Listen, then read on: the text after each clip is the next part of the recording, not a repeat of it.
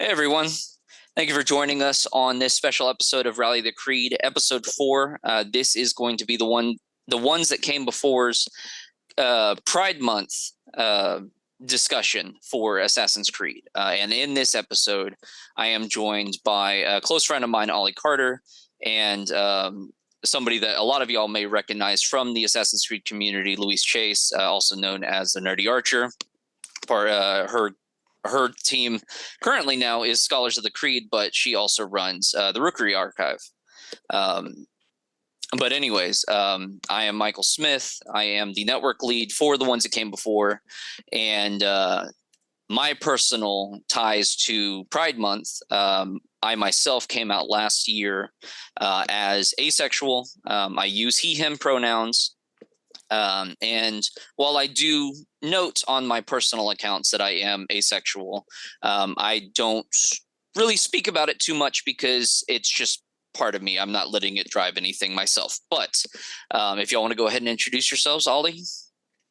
Yeah, so my name is Ollie, like Mike said, and I'm asexual, non-binary. My pronouns are they, them, and I probably used my my queerness a little bit more than I should, but it was a hard struggle to get there. So I'm going to be loud and proud about it. Louise. Yeah. So, Louise, hi. So my pronouns are she, her. I am a cis woman, and like the other two, I am also asexual. I've been open about it since about 2014. So I came out in my teens. I was until probably about university, I was probably the only queer person that I knew. Like small village, then suddenly big city.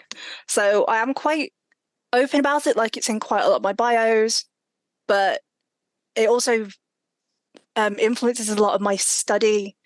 And like quite recently, I finished my undergraduate degree in archaeology, and that dissertation that I did focused on queer readings of Greek mythology in the video game Hades, which also included a little bit of discussion about representation in other video games and pop culture. So Lord of the Rings was mentioned. I think I mentioned Assassin's Creed and Immortals Phoenix Rising in there as well.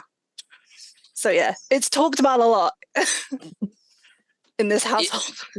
And it definitely has been in the last, I'm going to say decade. I know it's been longer than that, but the last decade probably has been the strongest kind of emergence of representation in all forms of media, because we have a new generation that is kind of taking the forefront for society with the older millennial generation now, the majority of us, and then of course the younger Gen Z, who are really getting to hold their own and go the way that they want to go outside of what society had deemed normal prior to the mid to early 2000s and when we were born in the 80s and 90s. So one of the first things I wanted to start talking about is really just what are our personal thoughts on how Assassin's Creed has worked with representation. Later on in this podcast, we will talk about some of the backlash that Ubisoft has got for the Assassin's Creed Odyssey story, mainly moving from the marketed be who you want to be to we need you to be this specifically for story purposes.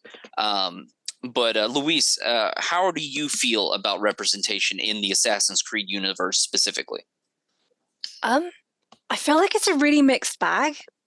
Like there are points where, if you think about the early franchise and the Ezio games, like you've got Leonardo, who, like, it isn't at the time when the Ezio games came out, it probably wasn't big academically to suggest that he might have been gay or bisexual. Right.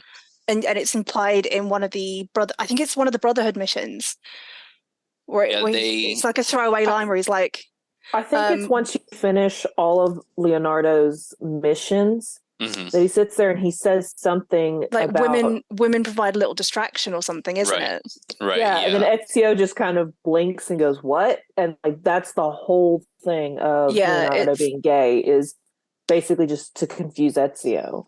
They have a little bit more, and I've got a list of the characters that we're going to go through later. But for Leonardo specifically, since we're talking about him, he had been described by his students as having a loving and passionate relationship with his students, and was charged with sodomy, though it was dismissed later on because they didn't have enough evidence.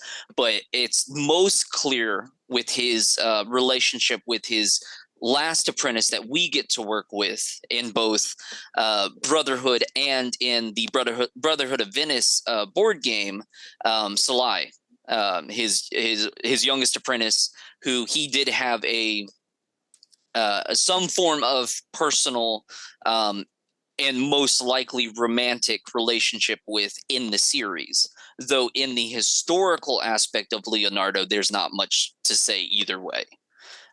Well, his portrait of Jesus Christ is actually based on one of his lovers.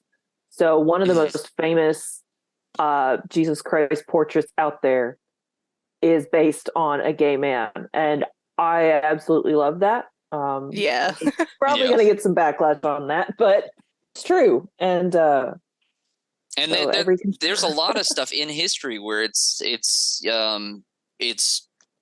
they had to be quiet about it because of the church or about the government or just society in whole. Ollie, how do you feel about coverage in the games from what you've experienced? So I looked up the list again just to remind myself. It's been a hot second since I've played Assassin's Creed. And I was a little shocked at the list I saw, because when I think of representation in Assassin's Creed, I think Leonardo, Odessa, Cassandra, Eivor, if you play as a female, Ronvi. And there were others that were showing up that, like Jacob. I didn't get anything off of him at all when I was playing. And then I look it up and they're like, yeah, no, we made it to where he's bisexual. I'm going, where? I need something more explicit. Legit. So some of it is, like Louise said, a mixed bag. Like, I really like where they are explicitly stating, Cassandra has a mission where she has to have, well, she didn't have to, but she volunteers to have sex with this old woman, who has the stamina that, outdoes her husband. Right. That's hilarious. It makes me feel a little bit uncomfortable as an asexual person, but it's also hilarious.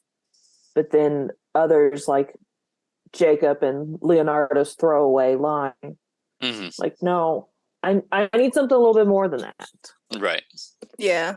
Yeah. That asexual thing is something I've spoken about before, because I did like freelance journalism in like early undergrad, and one of the things that I talked about was being asexual and playing video games and like the representation of it in games. And I think we have like one character, maybe one or two in AAA games who are asexual. And this whole thing of, forced side quests where sex is seen as the reward feels uncomfortable. Right. Like, it shouldn't be seen as a reward for like romance doesn't always necessarily lead to sex. Right. Yeah, and I know we're not talking about other games, but there are other games, like I've just recently played Dragon Age, where when you cement a relationship, it immediately leads to sex, and I have to skip those scenes every time because I'm like, no, I'm not interested in watching. And there's also a scene at the beginning of Brotherhood where Katarina. Right. Yes, Katarina seduces Ezio. And every time, that was so uncomfortable. Yeah, I don't think you can skip it. I think I think I just walk away. Don't you actually have to participate with it? Isn't there like a QTE? I know there is for the baby portion. That's for Christina. Yeah, Christina. That's what I'm thinking of. Yeah, because I was like, there's something in there, and it was very reminiscent of the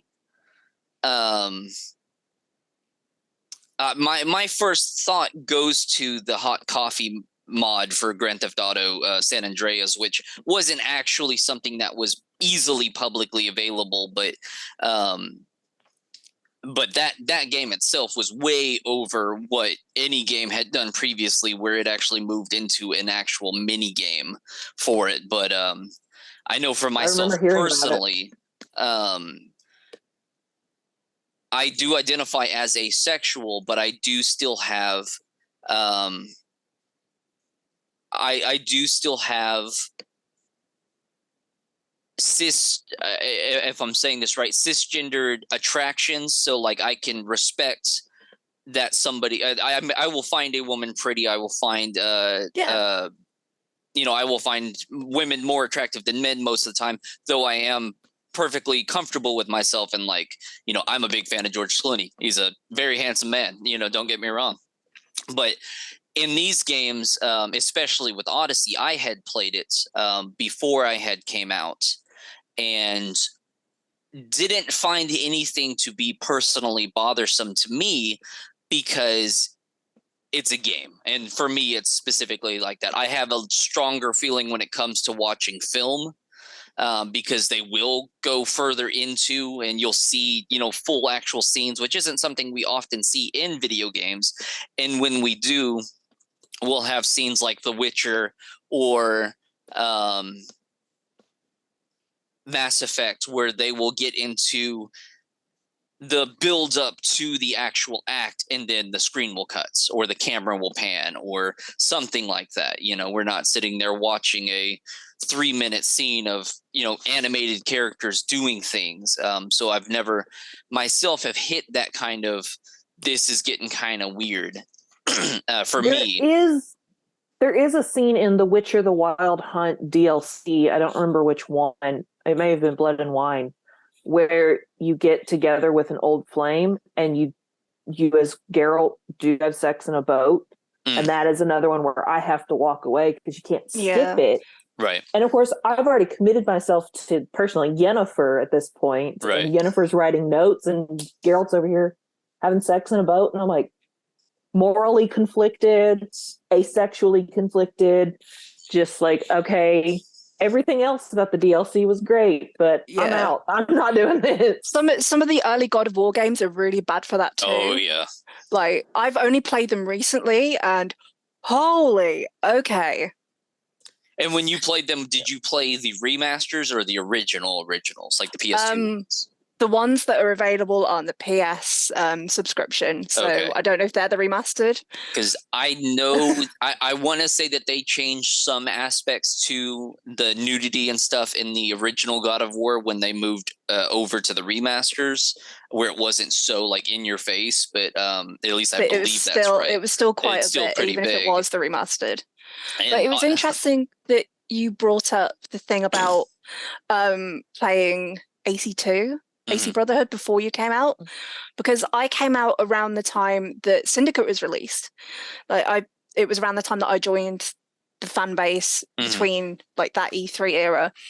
So I don't know if that influenced how I sort of felt about Jacob being bisexual, because obviously that kiss with Roth is a whole can of worms I do not like at all.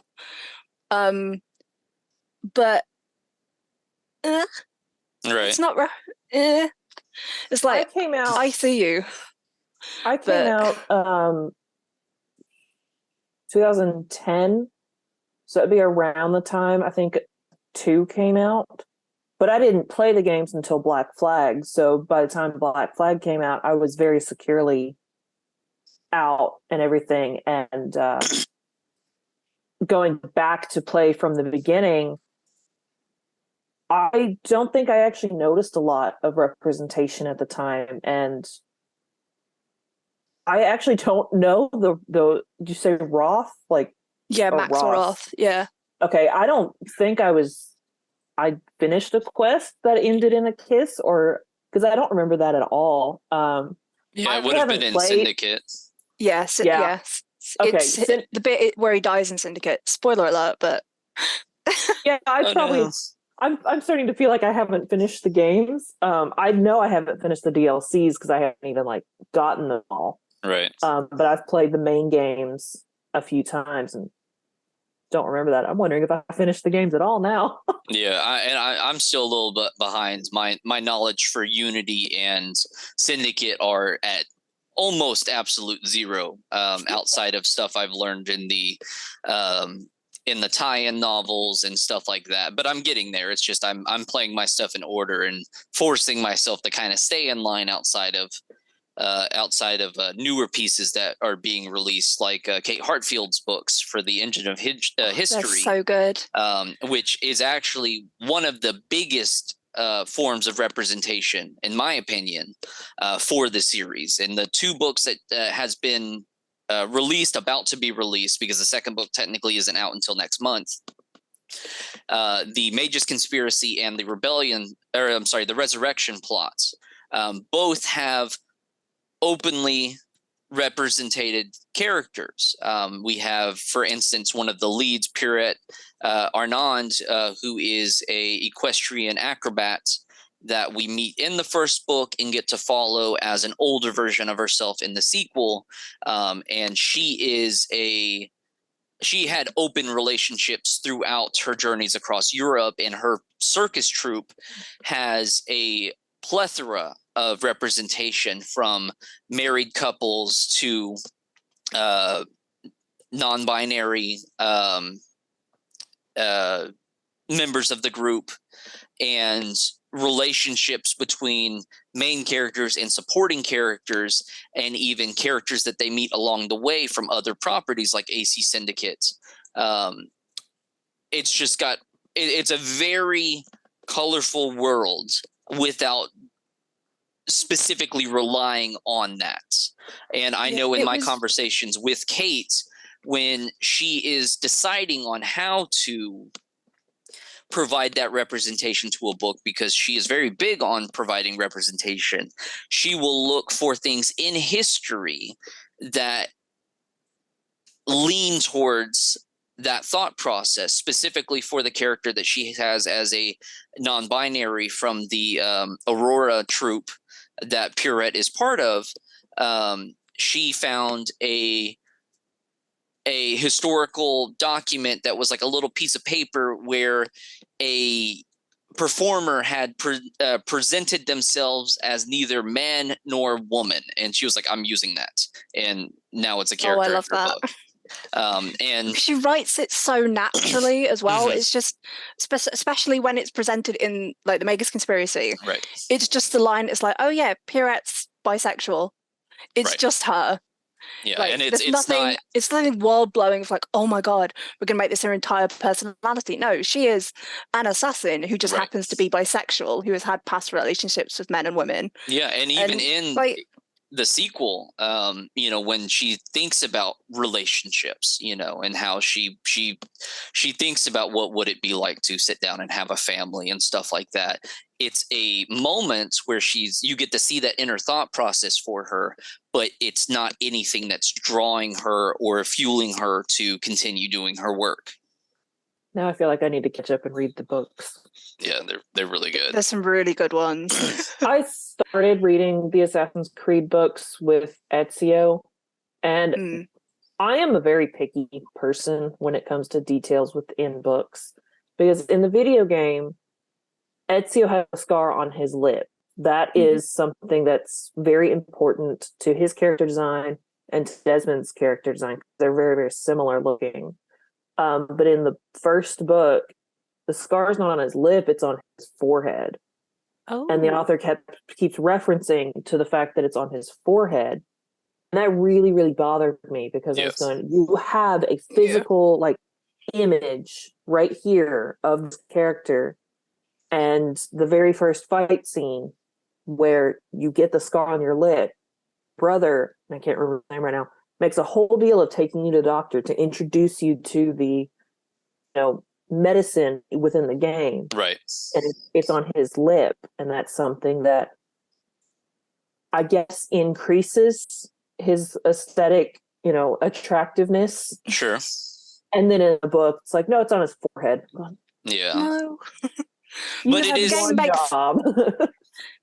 Go ahead, Louise.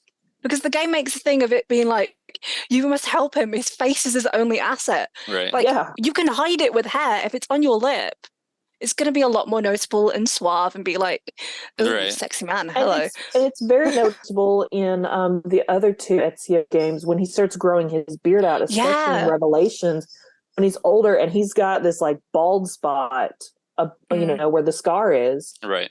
It's very important to his character design. If And I'm so- remembering correctly, I think that Oliver, I say Oliver, that was the pen name. But Oliver Bowden, under in his pen name, I believe he said that it was on his eyebrow, and they still held the same storyline where it's like, we got to go get you to a doctor because you're going to be ugly if we don't fix this. But it's not something that I think I ever remember going forward in either of the sequels, in the novels specifically, where they brought any more attention to it. With the games, you're looking at his face most of the time, so you're gonna see it, and you get to, like Ollie had noted, you get to see how he ages, and that becomes prominent, and then it, depending on your fancy, can add to his attractiveness. Whereas an eyebrow scar, you're just gonna see like a split in the eyebrow, and I wonder if I'm that's sure why they that- gave. Sorry, you go first. And I'm sure that, with all of his fighting, he was going to get or has gotten an eyebrow scar throughout the years because he fought for 30 years before he retired. Yeah. I'm sure he has one.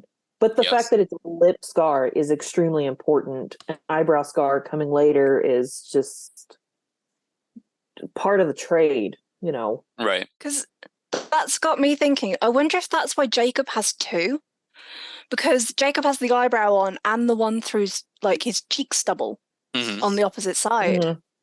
But one thing I found doing one of my modules for university this year was Victorian history.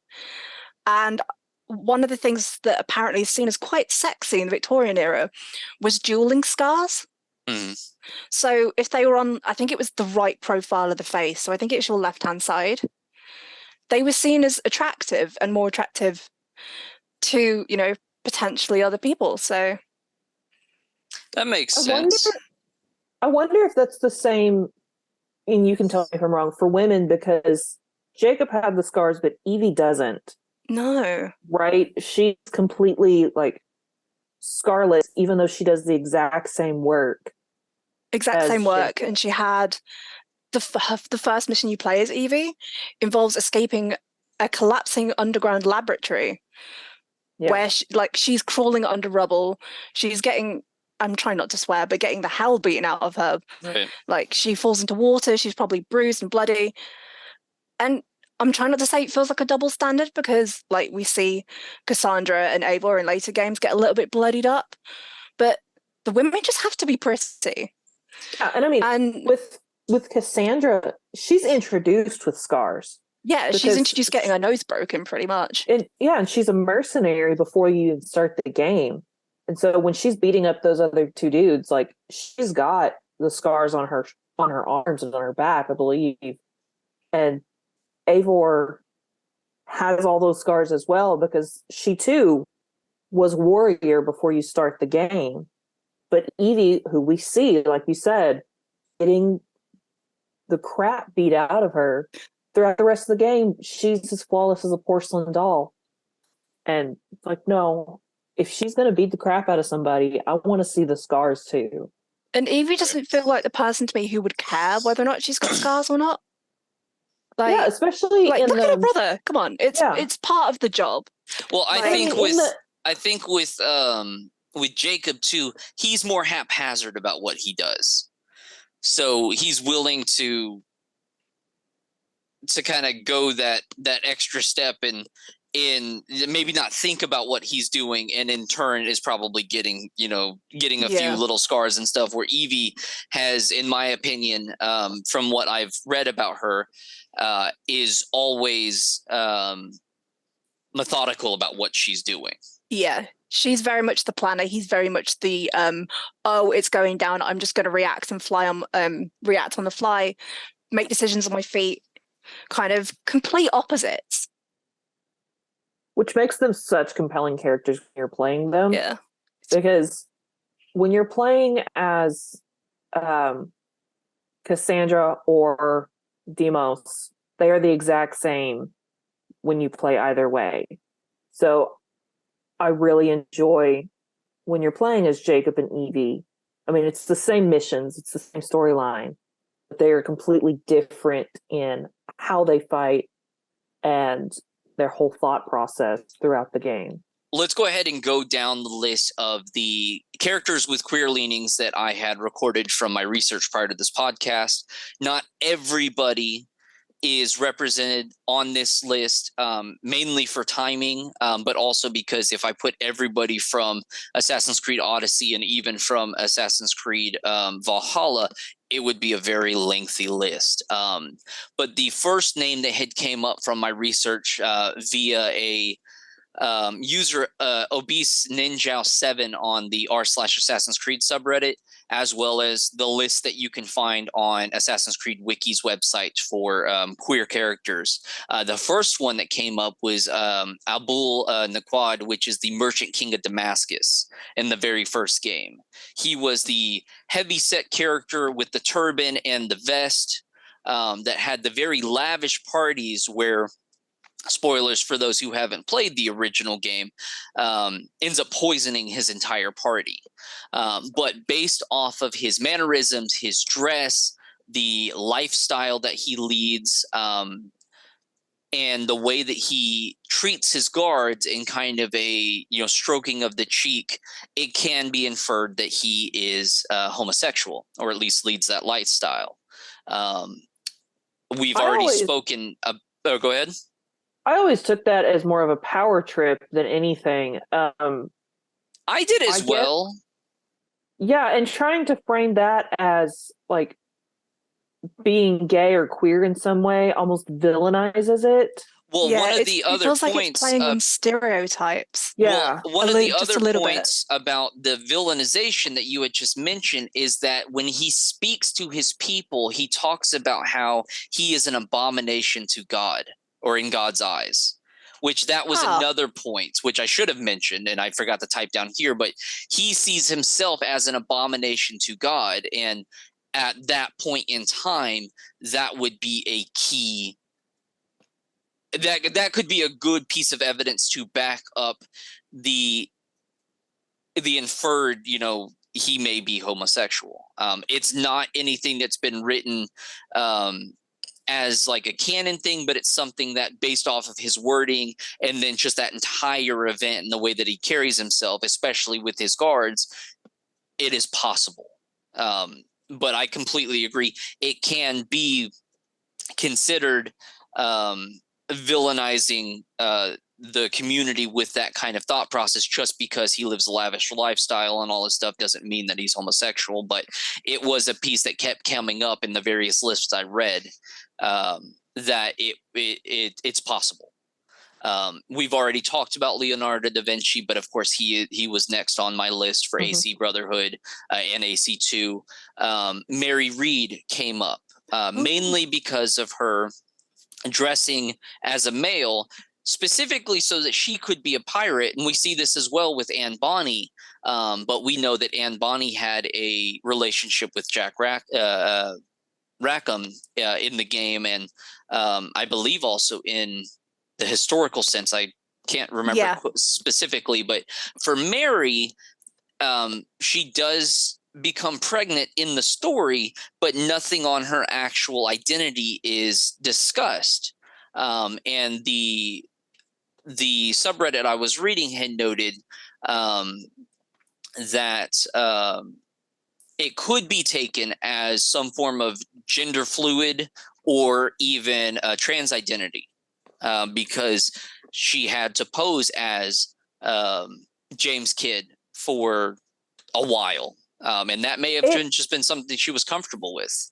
It could be, but if I'm remembering history correctly, which I'm probably not, they were lovers, but she had dressed up as a man for safety reasons. Right. Which I don't ever want to say that you can't be trans but also dress up for safety reasons. Right. But she never gave me the feeling of a trans person. She gave me the feeling of, if I present myself as I am, I'm going to die, or I'm going to be, set on land, and I can't just be what I want to be. Right. And I completely agree with that idea. And I felt the same way. I don't necessarily read Mary Read as trans, but it was a strong point, because a lot of the stuff that I read from user Beast Ninja 7 were his personal thoughts, and I'm like, okay, this all makes sense, where it would be good for a discussion, but this isn't something that anybody would necessarily have to take as a fact. But it was a good thought concept, because it could, it could be a headcanon. And I'm definitely not going to say that, like, you can't have that as a headcanon. Like, as a trans person myself, I want to see more trans representation, but that Mary Read, to me, did not read that way. Right. But I'm not saying that other people can't read them. I'm just going to say read them that way. Because I've seen people read Mary and Anne as potentially having a romance, because historically, before Anne knew that Mary was Mary, and Mary might have been Mark, for instance, she may have been romantically attracted, which I think we hear at one point, when, like, the altercation between Mary and Rackham, where Rackham thinks that Mary's hitting on Anne. Right. And that's something that's come up quite a lot in recent retellings of the two of them, in, to be honest, a lot of YA literature. Right. At the moment, I think The Ballad of Mary Read and Bonnie and Read, they're two recent books that have been published that see them in a more romantic sense. Yeah, I can see that too, because I remember when Edward is with Black Bart, the sage, and they're looking through the skull, and they're seeing Jack Rackham get mad at James. It's that bit. For what he thinks is trying to steal Mary away from him, because he's trying to influence Anne to become a pirate, because Nassau is dead. So why not move on and let's go be pirates together? So the next name I'm not going to get right, but moving on to Unity, Chevalier d'Eon. Chevalier d'Eon. There you go. Yeah, I think the only note that I have is that they were portrayed as a cross-dressing man in Unity, which the user from this thread was kind of disappointed with. But they believed that they could be possibly trans or even intersex. So my non-binary history friend, who I know from uni, has done research into Chevalier, and their interpretation is that Chevalier is potentially a trans woman, and that the representation in Unity is quite terrible, because they're not stigmatized. What's the word? It's kind of presented as them having a lark. They're joking about it. It's like it's not being taken seriously. They are cross-dressing in the same way that they might be doing drag or something. Right. It's not. This is a trans woman in the French Revolution. Right. And that's very similar to what their thread was reading to me. And continuing from that, and this is the only negative one I have, which is mainly because it was a horrible person to begin with, but Marquis de Sade, a torturer, horrific different altercations with both men and women. From what I read, Marquis de Sade was only interacted in the Bastille. Is that correct, Louise? I mean, you played Unity, right? You walk past him at the Bastille. You don't actually interact with him at that point. He's naked. I would also like to point that out. He is naked in the Bastille. Then you interact with him during the assassination of Le Roi de Thun, and in the Cour de Mirac. And then when you are investigating with Elise further on, you interact with him again, but it's not. At one point he mentions the novel, which I can never remember the 120 Days of Sodom. That's the one. Yeah, the one he wrote in prison. Yeah, because he mentions something that could be alluding to bestiality, which is certainly which will come into the discussion a little bit later as we get down this list. Okay, I'm glad we're on the same wavelength because I Ollie knows what I'm talking about. But Marquis de Sade was also one of the episode subjects for the Behind the Legends series for Echoes of History, where they talk about the real world history of the Marquis de Sade. They mention his writing of the 120 Days of Sodom, and I think they mentioned a couple other books, but mainly talking about how much of a kind of a monster of a man he was. But the reason he's on this list is mainly because he interacted in some form with both men and women, whether or not that was based off of a sexual attraction or if more of it's just he did not care. Yeah. When he becomes, I think I know why it's on that list. When he becomes the Wadi Tun after the assassination by Arno, he's kind of having like a party and sort of is seen being a little bit flirtatious with both men and women.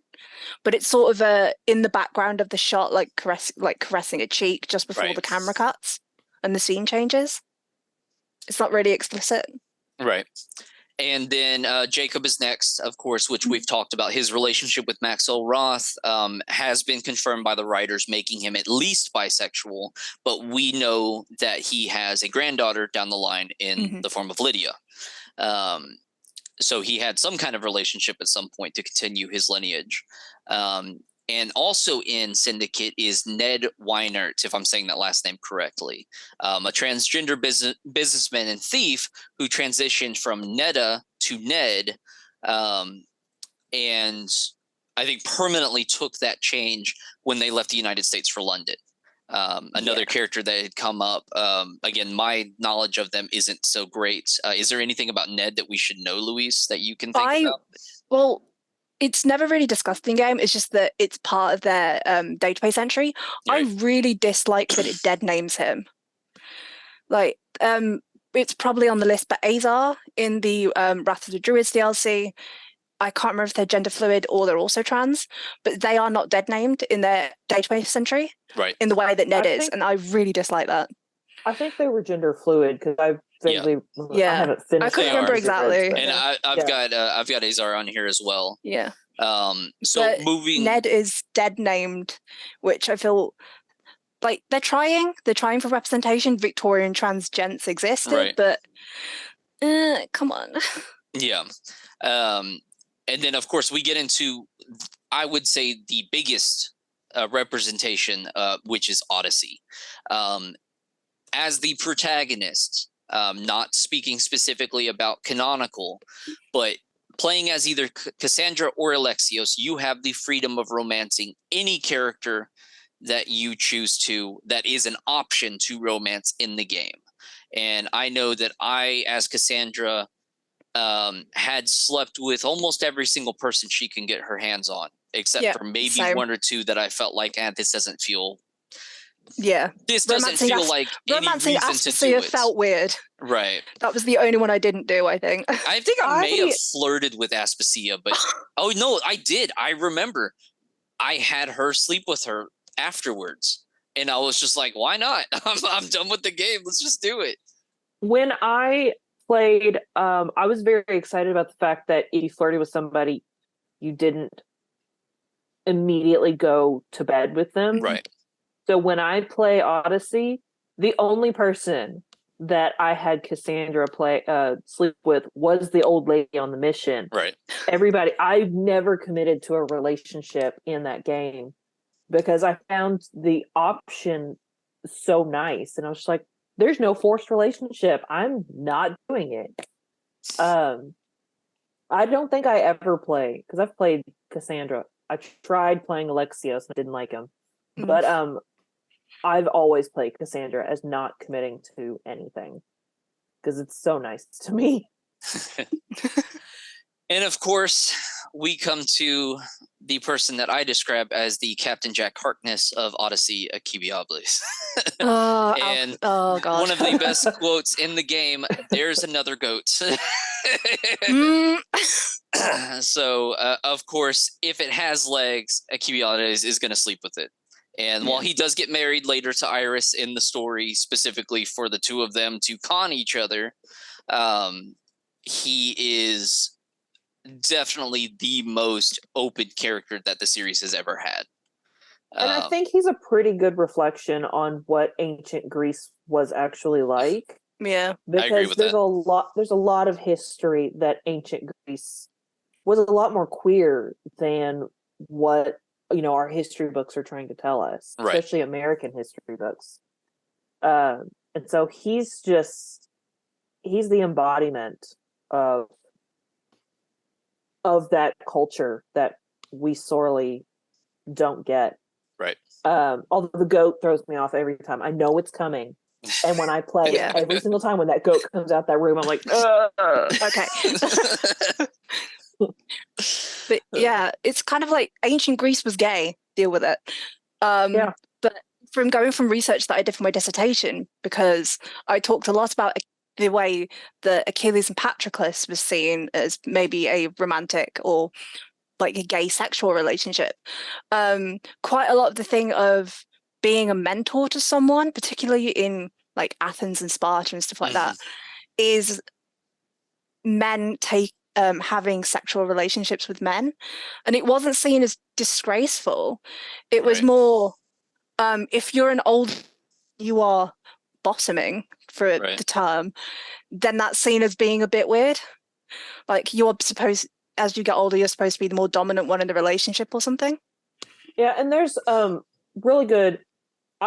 So my education, I have 2 degrees. One of them is in English literature, and I focused really heavily on medieval literature, specifically mysticism. But there's a lot of literary evidence that in the Bible, it used to say, "Man shall not lay with child," because that was a really big problem in Greece. And then the Holy Roman Empire changed it to "Man shall not lay with man." And then, of course, that's what's used against the queer community today. And so when you think about the actual history of that one line, it's like, no, they were trying to keep Greek men and now a lot of priests from laying with children, specifically boy children. Right. So that was a problem then. It's a problem now. But yeah, that's what I think of. I lost my train of thought, but that was the point. I agree with both y'all, and I do think about the Spartans specifically, having read through 2 different iterations of Herodotus's The Histories. They have a very large section where they're explaining how Sparta as a society worked, and they did mention that. And I remember, or if I'm remembering correctly, I want to say that there were some things about it as well in the codex entries for the Spartan lifestyle. I may be wrong, but I want to say specifically when you're learning about the wrestling school, that there was something in there about the close relationship of the mentors and the older generations and the younger students. That probably brings up the Uranos Erostes thing of like older man taking on like a younger gent. But you've also got things like the Sacred Band of Thebes is always quite seen and interpreted as being gay, like the couples. And then you've also got something like Spartan marital rights. Quite often, or like the version that I researched was that they the women shave their heads and they're dressed as a man for the wedding night, which you can interpret it however you want, but leans definitely towards a very gay reading. Or that very definitely sounds like a power play. Yeah. So, moving on to Valhalla, Eivor, or male Eivor, depending on how you play, is another another protagonist where you can romance any partner regardless of gender, if they are actually able to, and most of them come down to those that live in Ravensthorpe with you. And I myself, I romanced Petra for the majority of the game until the point where Randvi had split with Sigurd. And I was just like, and even though it's a video game and it wouldn't actually matter, I was like, well, I can't do that to Petra, so I'm going to go break it off with Petra, have the relationship with Randvi. But then, of course, saying that, when I go to Ireland, I have the fling with Sierra without even thinking about Randvi. And when I played as Eivor, female Eivor, and I had started with Petra as well, but I didn't wait for Randvi and Sigurd to part ways. Like, it's so strange because I was talking about The Witcher earlier and how I couldn't, I felt strange being with Yennefer and yet sleeping with another person. Yet, when right. Valhalla, I was like, "Who's Petra?" I didn't even break it off with her. I just went with Randvi. And didn't even think about Petra until later. And shoot, I don't even remember what exactly she said, but it's something like, "I'm ready for our date." And I was just like, exit the conversation. It's time to go. I forgot about you. But that's another aspect, though, where I believe it was in Valhalla, where your decisions with who you romance can influence the story, specifically talking about Randvi. Because Sigurd will find out if you do it before they break it off. And my decision to not wait did influence the ending. I mean, I still got a pretty good ending, but there was still the part where I was like, "You were with my wife," and I was sitting there going, "You're right. I shouldn't have done that." I still haven't even finished Valhalla because of all the DLCs that have come out. But when I play it again, I will probably wait, and I will probably be nicer to Petra. But the first time I was wait. Like, yeah, I was stringing too many people. I was stringing 2 people along. It's like, yep, I'm okay with this. I kind of feel bad for Sigurd, not on the relationship level, but I feel like his character just kind of gets thrown to the side. He was very much the wooby, wasn't he? Yeah, because he still all walks the horrible around stuff is just going to happen to him. And he's just so like, I'm missing an arm now. That's me. That's fine. No, that's the one-armed guy who used to be our leader. Yeah. But like, I'm going to be completely honest. I've romanced Randvi from the start. I did not wait. I got the good ending where Sigurd comes back to Ravensthorpe with you, but I did not hesitate to let Eivor and Randvi be a thing. It feels like that was what's supposed to happen. Yeah. Like in the story. Like, I'm like, okay, this feels, because before you even get the option to romance Randvi, it feels like this is supposed to happen. Yeah. Either way. And I felt like it's a stronger story with actual Eivor, Varen's daughter, and not male Eivor. Because there's a letter you can find in the Longhouse by where Randvi and Sigurd sleep, which kind of implies that she's like gearing up to like confess or something, and then you get that mission to go out with Randvi, right? And then you get the romance option. You're right. It does feel like Randvi and Eivor were in game to begin with, but I wonder if you can still find that letter if you never romance Randvi. Like, I believe that you can. It's just the game will not pursue anything. Yeah, I think it just stays because it's like in a journal the same entry. spot.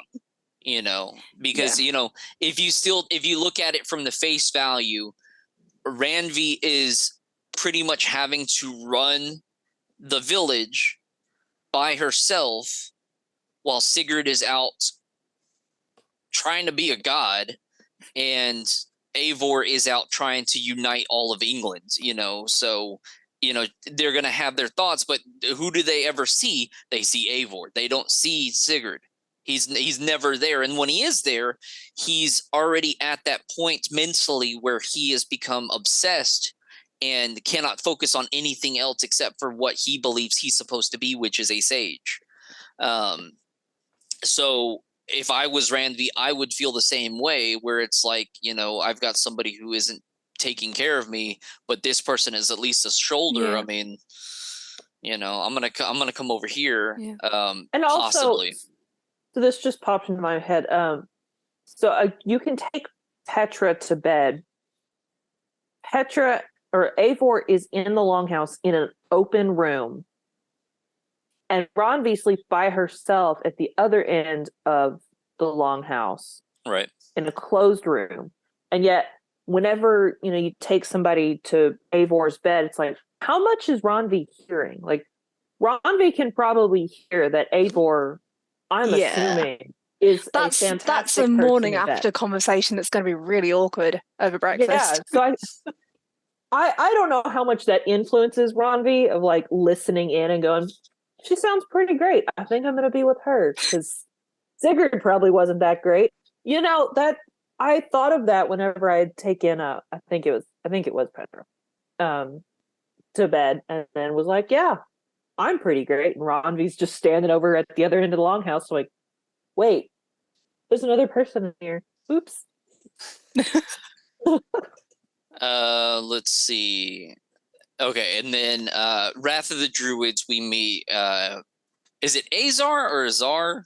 I mean, is it just a pronunciation thing? Yeah. In their codex, they're specifically listed to be gender fluid, and that they adopted a masculine name so that they can get into the commerce industry that their father was part of, and it's a very male-dominated industry. Mm-hmm. But amongst their friends, Azar still uses feminine pronouns, she, her, and it was a cool little tidbit that they added in, but it didn't do anything for the story specifically. It was just introducing a character that was just an interesting character, but we don't get to learn much more of them outside of the small stories that they talk to Eivor about as you upgrade your gear and the various aspects of Dublin and pretty much the trade outpost in Dublin.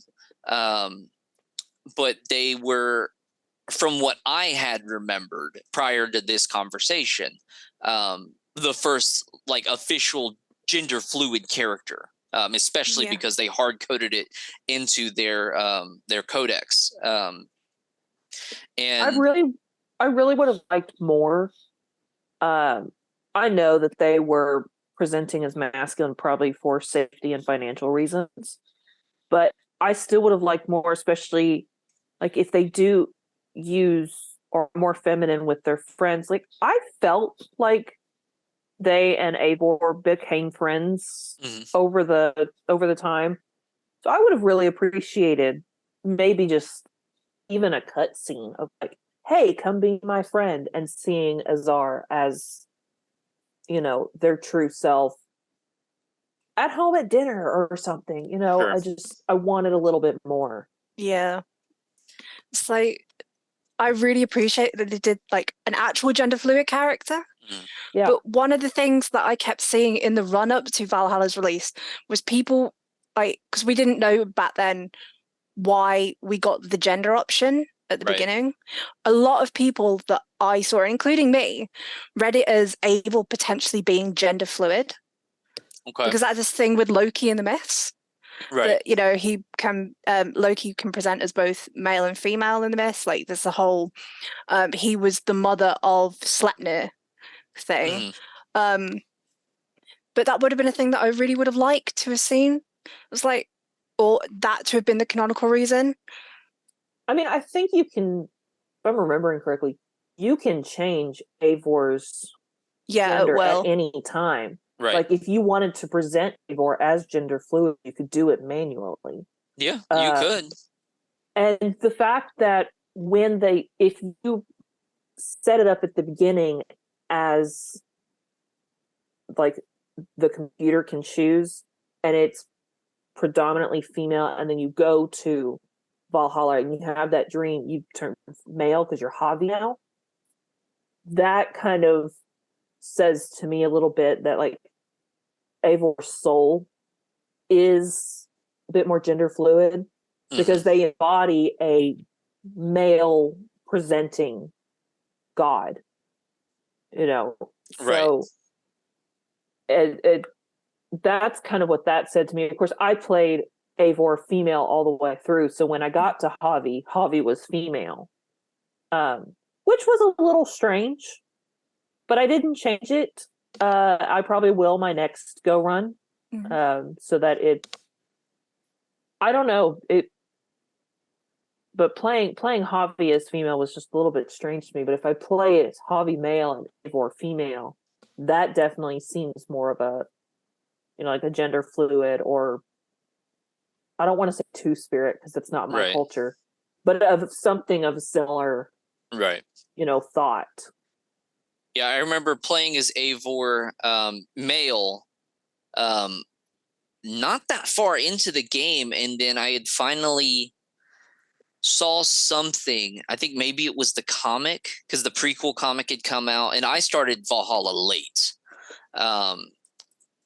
And the prequel comic, you're seeing female Eivor, or you're seeing Eivor. And I was like, oh, I've been playing this wrong. And so I switched over the game to female Eivor, and then found that the way that, like, you can choose to do either way you want, but letting the animus decide was the canonical option, because Eivor was female and Javi was male, and I'm like, okay, this makes sense. This is the one I'm supposed to be using. So I did that, and I was like, okay, moving forward. But I may play on my next run through as male Eivor, specifically just to hear all of Magnus's lines, because I've heard the entire game.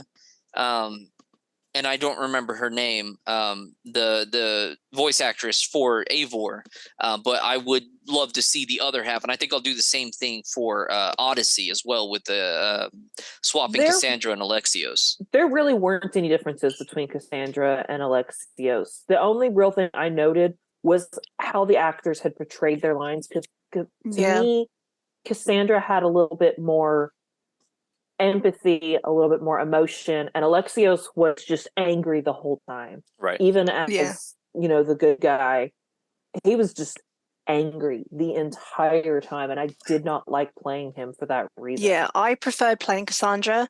However, I prefer the bit with the Cyclops and the goat. Yes, we're mentioning goats again. I preferred Michael's portrayal of the bit with the, like, did he call you Cyclops? Did he hurt your feelings? It feels so much more being sarcastic and witty than Cassandra just being like, you know what, I'm about to F you up. You're going to deal with this while he's having fun with it. And I love that a lot more.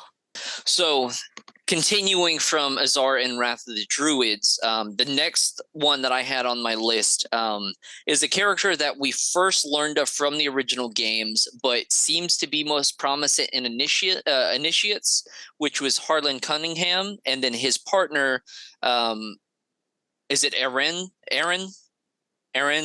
Shut? Not quite sure. He's the Mohawk-toting assassin in Assassin's Creed Uprising, but also was previously mentioned in other stories. I think he was first seen in the Assassin's Creed comic from Titan Comics in 2015. But those two are in a homosexual relationship together, and they're married and everything. Yeah, they're married.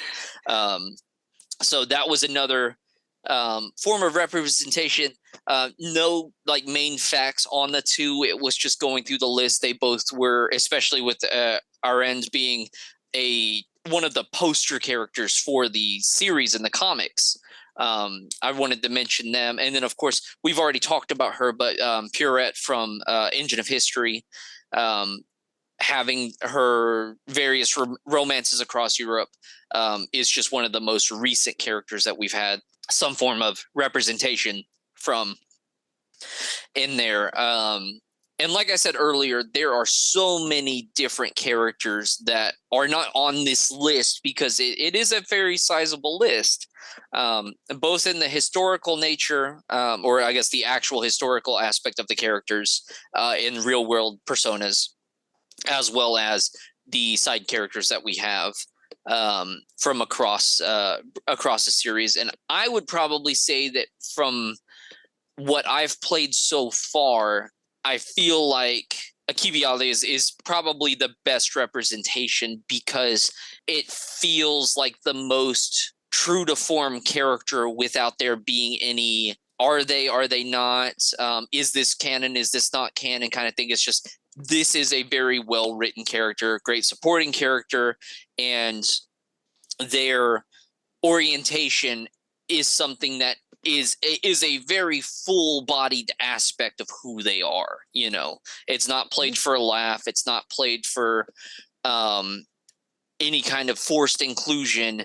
It's just, this is a solid character.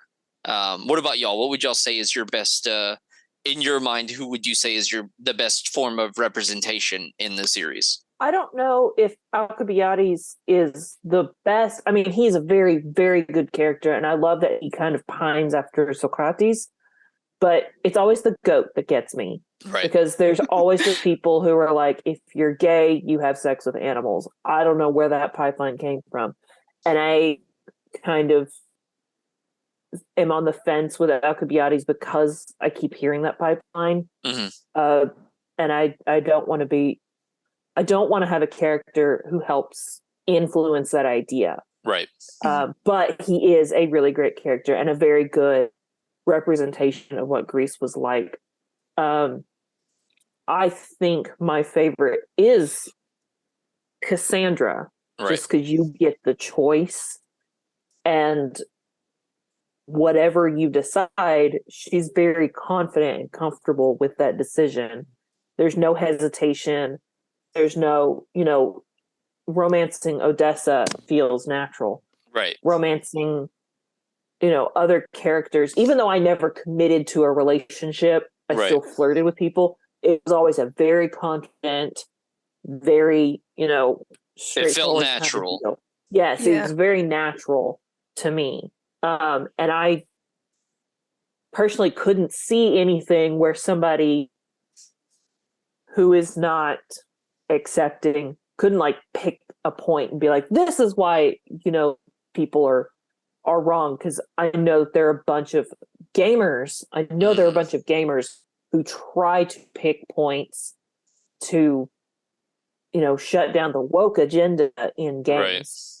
Right. And Alcibiades, unfortunately, has some of those aspects, even though he's a great character and a great representation of Greece, and a great representation of somebody who is not ashamed right.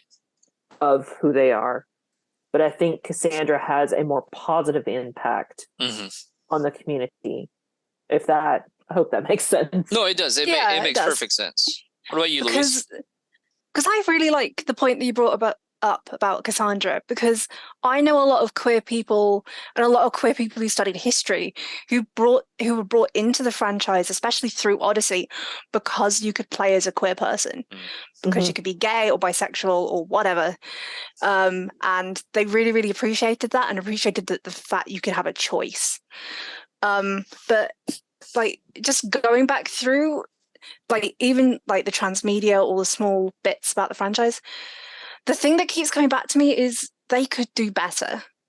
Oh, definitely. And I want to say that they could I haven't seen very much of Mirage. I'm not somebody who really likes going after trailers, because I think a lot of trailers for movies and games alike spoil everything now.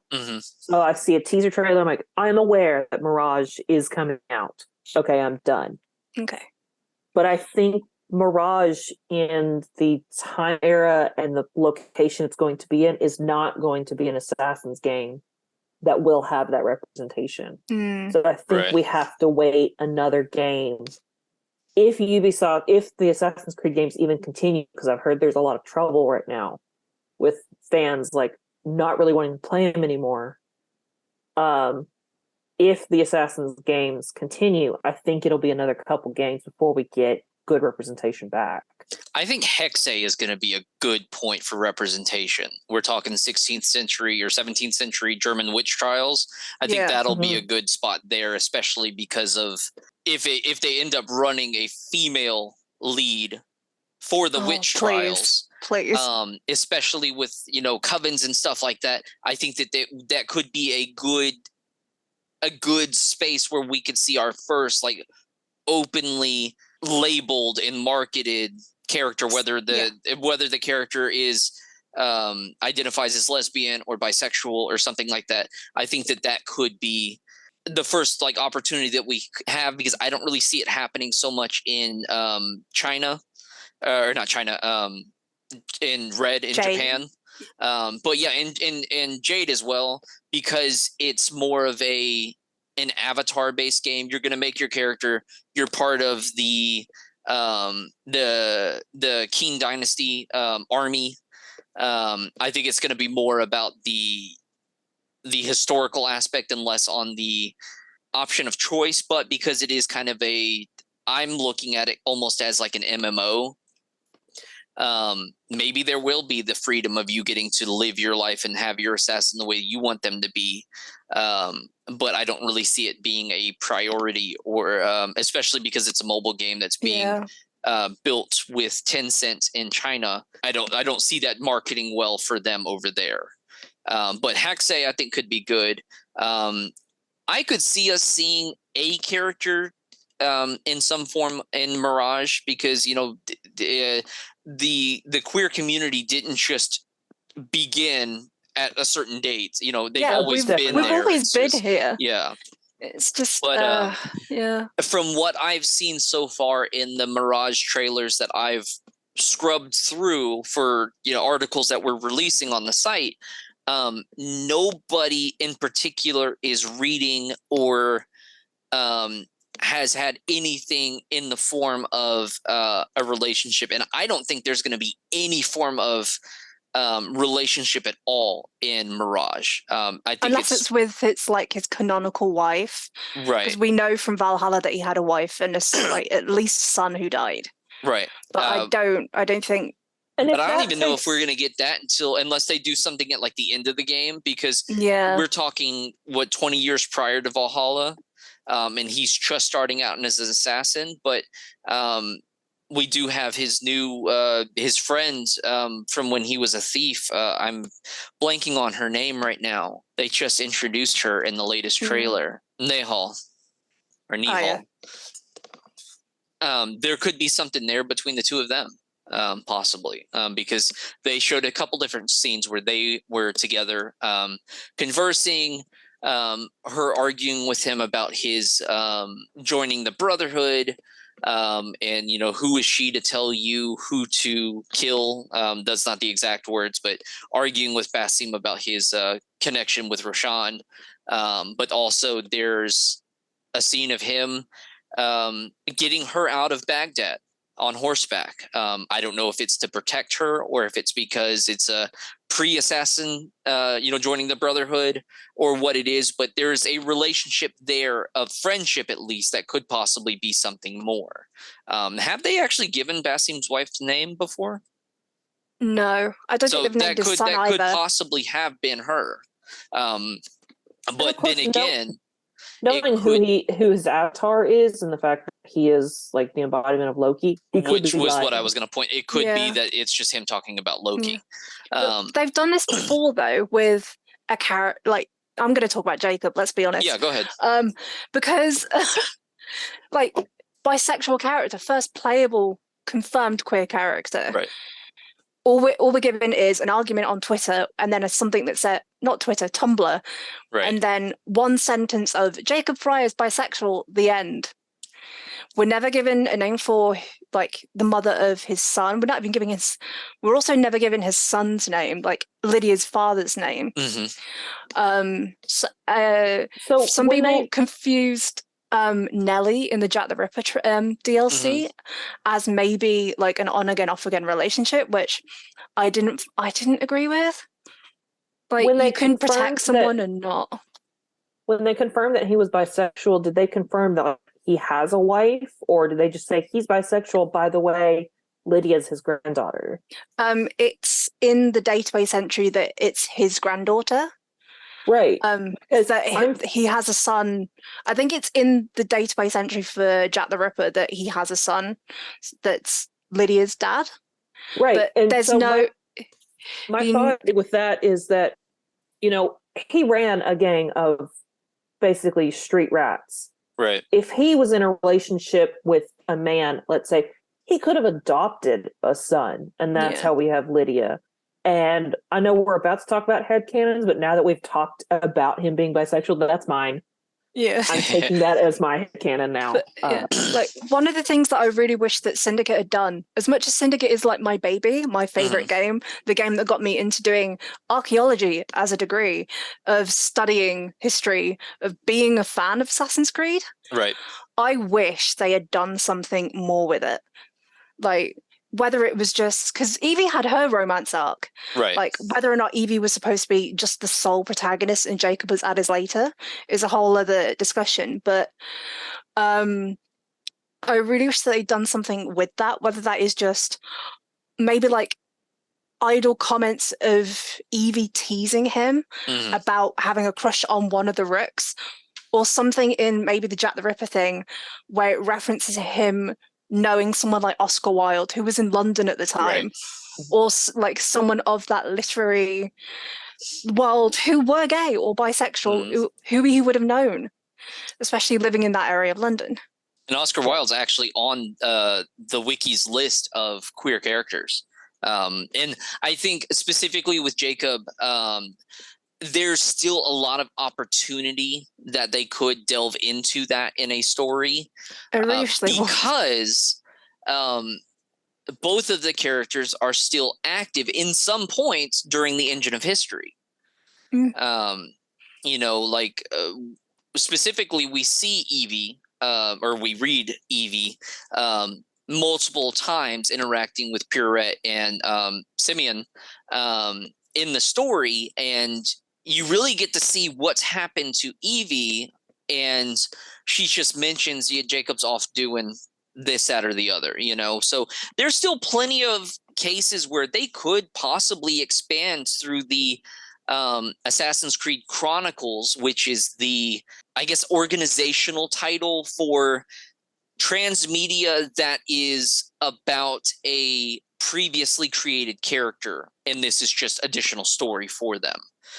So we could see something in that down the line, but the way that things have been moving, I don't think that we would see anything additionally except for references to the characters, unless somebody was to get approval, like if Kate was to get approval for the final book in the Engine of History series, where she mentions something about Jacob having started his family having Lydia, but also making a comment about how he used to have a boyfriend or something like that, or you know, so there's still a possibility, but it's more likely not to happen, just for the point of the series is progressing and sticking with a game particular, or the game story that happened years ago, it's just not relevant at the moment. And doing a story specifically just to say in a print form or in a recorded form, oh yeah, he's gay, it's just you're not adding anything to the series itself. It's a great thing. We know it's true.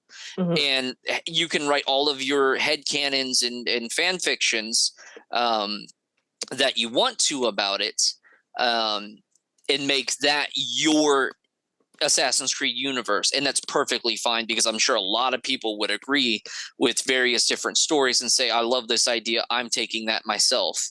That was something I was going to bring up. Yeah, and like, why don't you go ahead and go into that? Yeah. Like, because fan fiction is a really big space for like creative freedom and stuff like that.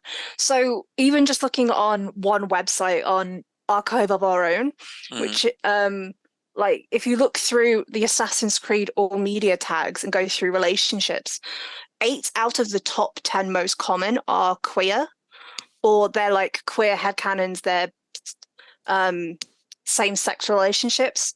So just to say that the top 3, Malik and Altair, Ezio and Leonardo, and Sean Hastings and Desmond Miles. But you've also got like Shay and Hatham is one that comes up a lot. Altair, Maria, and Malik in a polyamorous relationship also comes up.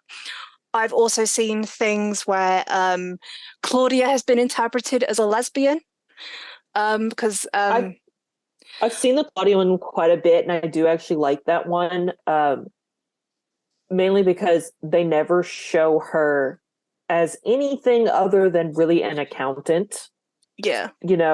So we don't know anything about her personal life. Yeah. Oliver And Bowden writes something in, I want to say it's either AC Renaissance or Brotherhood, one of the It's books. Brotherhood. Yeah, we said that she gets married. And Yeah. She gets married in it Brotherhood. It doesn't really feel like her to me.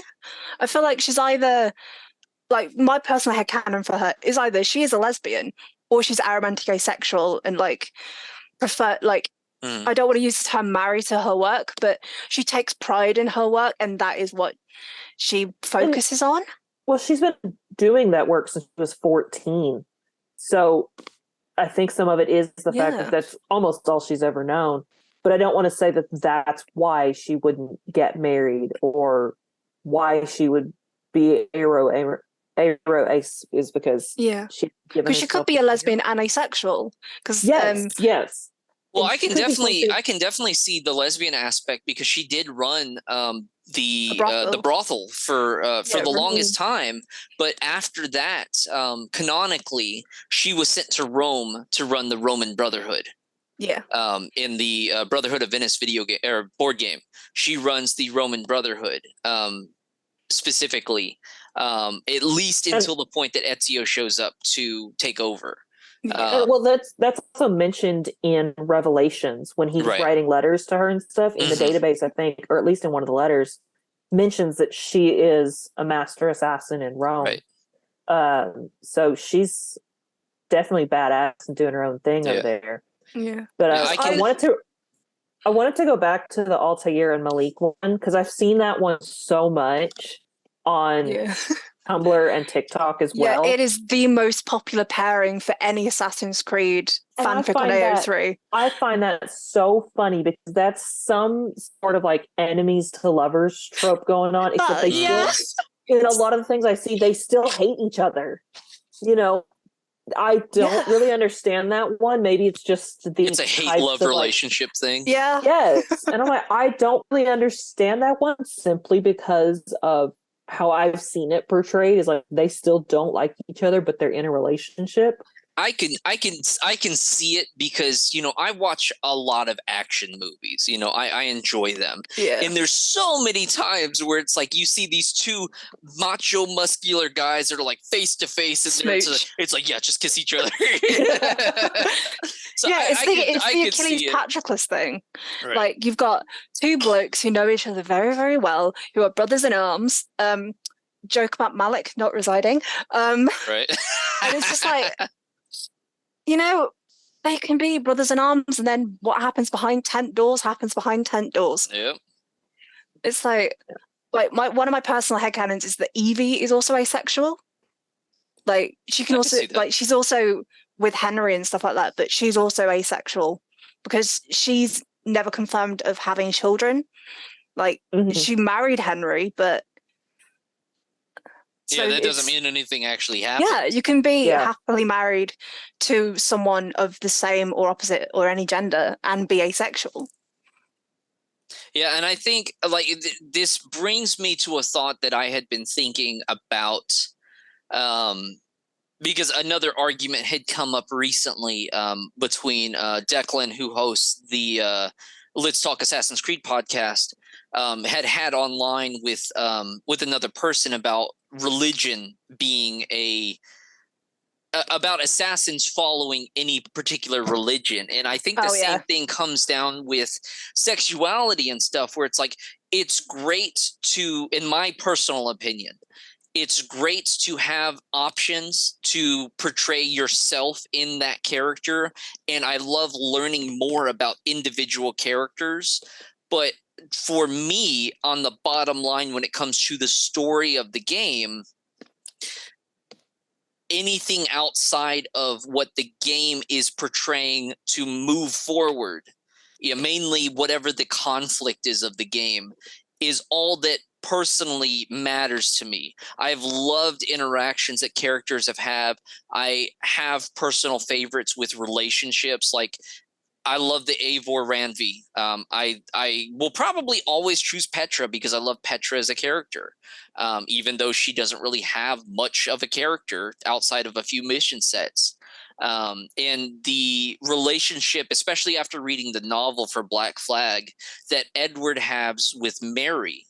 And I think I had wrote it down here. Yeah. There's a fondness and a loving relationship between her and Edward, but nothing ever comes from it. But when she succumbs to her illness in the Jamaican prison, it really takes a toll on Edward. Like, that was his major turning point, that I screwed up. I need to fix everything that I did.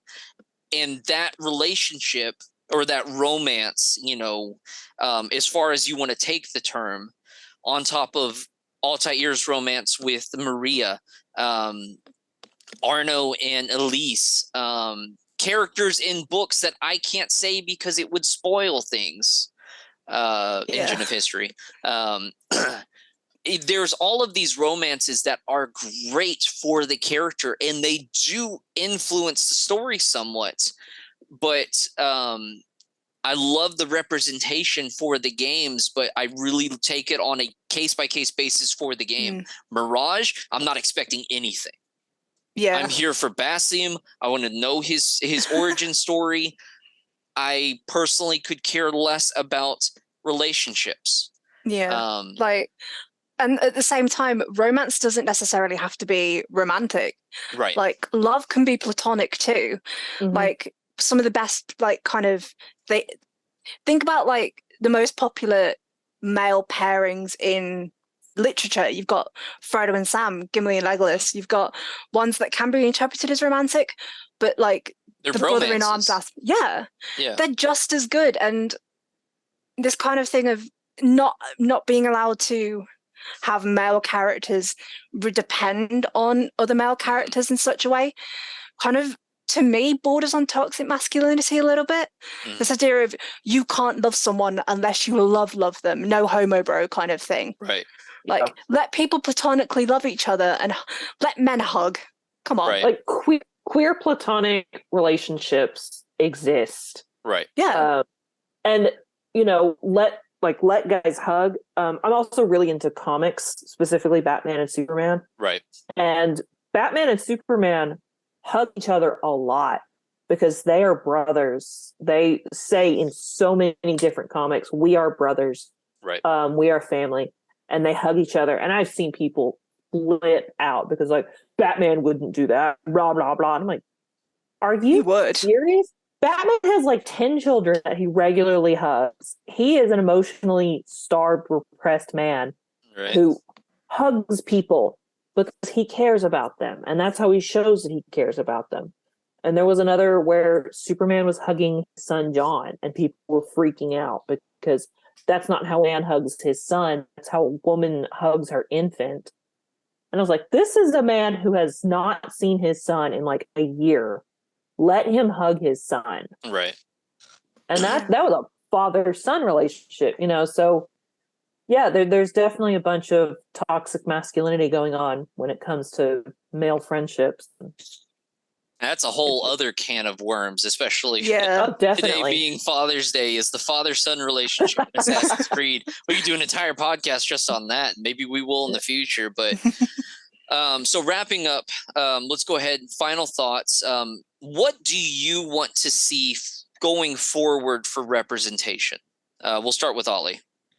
I want to see a trans assassin someday, even if it's like a modern day assassin, or because I think a modern day assassin would be really cool, or future assassin. Right.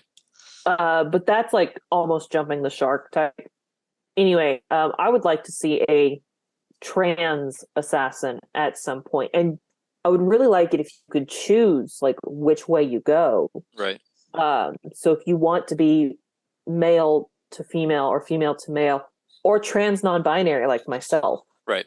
I think that would be a really cool concept to see. What about you, Louise? I would really like to see more exploration of the queer characters that we already have. Right. Like, not just the ones that have, like Jacob and Cassandra and whatever, but also the ones that I mentioned in like database entries, because a historical figure who really interests me, who is confirmed to be an assassin, is Julie d'Aubigny. French bisexual opera singing sword wielding nun.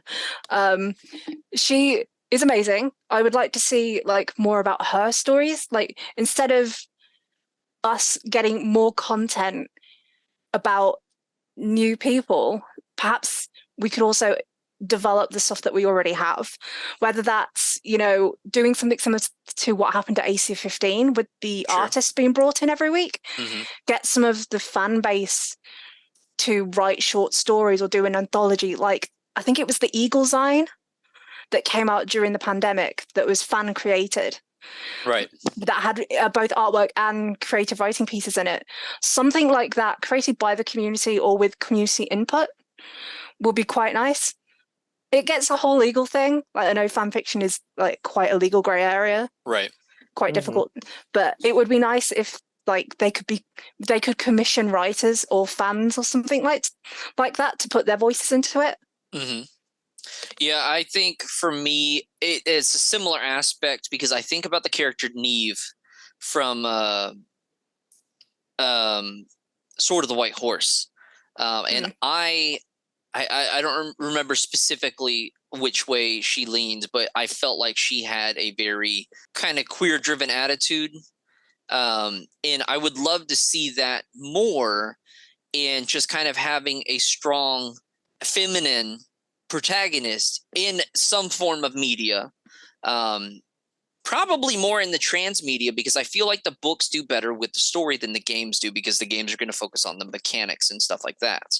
But I feel like it would be good to have something like that, possibly even from a known queer writer like Kate Hartfield, where they have the freedom of writing the story that they want with their original character, and it is embedded in the Assassin's Creed story in some way. And whether or not that comes off as being forced inclusion or not, I just think it would be good to show the openness of the series because we have it's sprouting in places, but nothing in one way is just taking off going, yeah, that's the best representation right there that we have in our series. But yeah, and the assassins wouldn't judge either.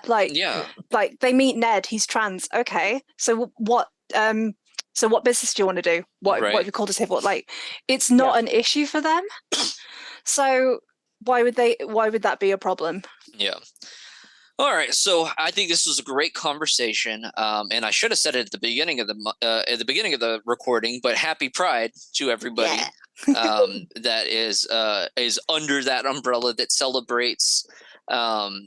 It's been great talking with both of y'all. I do thank y'all both for joining us here on Raleigh the Creed for our Pride episode. Until next time, thank y'all for tuning in, and we hope to hear your thoughts online. You can follow us at AC First Civ on Twitter, and of course at the ones that came before .com. But until then, I hope everybody has a great rest of their month.